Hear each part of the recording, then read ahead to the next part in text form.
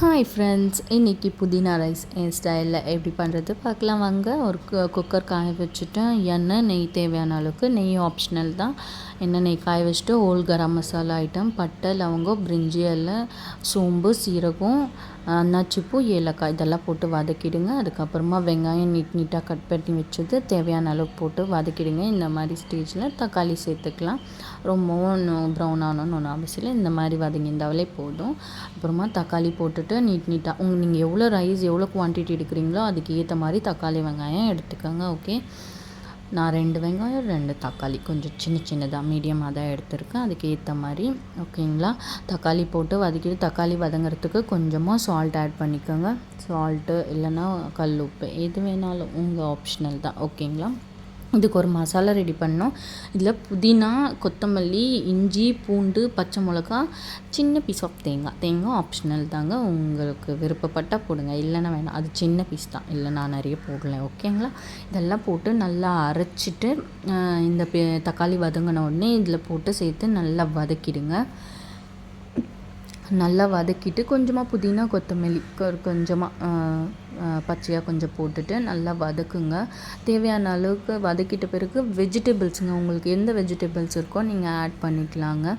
Carrot beans potato எது வேணாலும் உருளைக்கிழங்கெல்லாம் எது வேணாலும் உங்களுக்கு இருந்தால் ஆட் பண்ணிக்கலாம், இல்லைன்னா ஆப்ஷனல் தான்.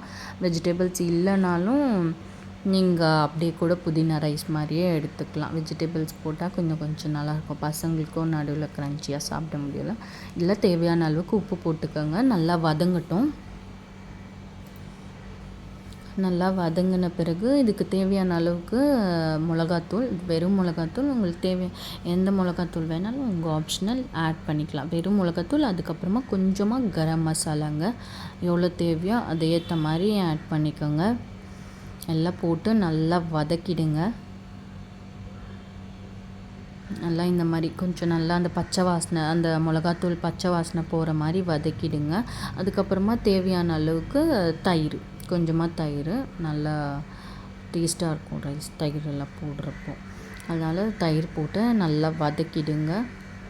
தேவையான அளவுக்கு தயிர் கொஞ்சமாக தான், உங்களுக்கு எவ்வளோ கொஞ்சமாக ஒரு 2 ஸ்பூன் போட்டால் போதும், ரொம்ப வேணாம். அதுக்கப்புறம் இந்த அரைச்சி வச்சுருந்த அந்த மிக்ஸி ஜார்லேயும் கொஞ்சம் தண்ணியெல்லாம் ஊற்றி இது பண்ணிவிட்டு தண்ணி அளவு எடுத்து எவ்வளோ ரைஸ் எடுத்துருக்கீங்களோ அதுக்கு ஏற்ற மாதிரி போட்டுக்கோங்க. தண்ணியும் ஆட் பண்ணிக்கோங்க. அப்புறமா தண்ணி நல்லா கொதித்த உடனே ரைஸை சேர்த்துக்கோங்க. எந்த ரைஸ் வேணாலும் உங்கள் ஆப்ஷனல் தாங்க. நான் இன்றைக்கி வீட்டு ரைஸ் தான் எடுத்துக்கிறேன், ஏன்னா எனக்கு அந்த ரைஸ்லேயே வெரைட்டி ரைஸ் நல்லாவே வரும்.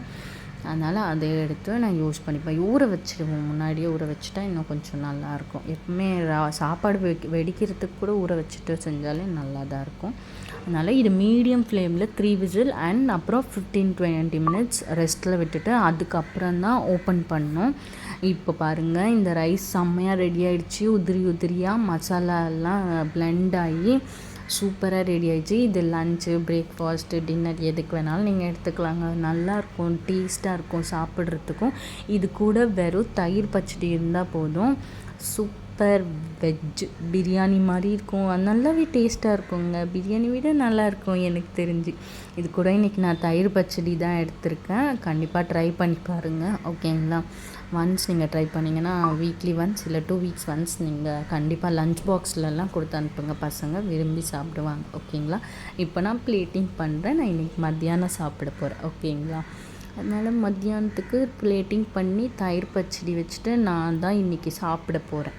எனக்கு நானே சர்வ் பண்ணிக்கிறேன். ஓகேங்களா. எல்லோரும் நம்ம வீட்டில் லேடிஸ் எல்லாம் நம்ம சர்வ் பண்ணி சாப்பிட்ணும். நான் சாப்பிட போகிறேன், நீங்களும் சாப்பிடுங்க. தேங்க்யூ ஃபார் வாட்சிங். சப்ஸ்கிரைப் பண்ண மறந்துடாதீங்க. ஓகே, பாய்.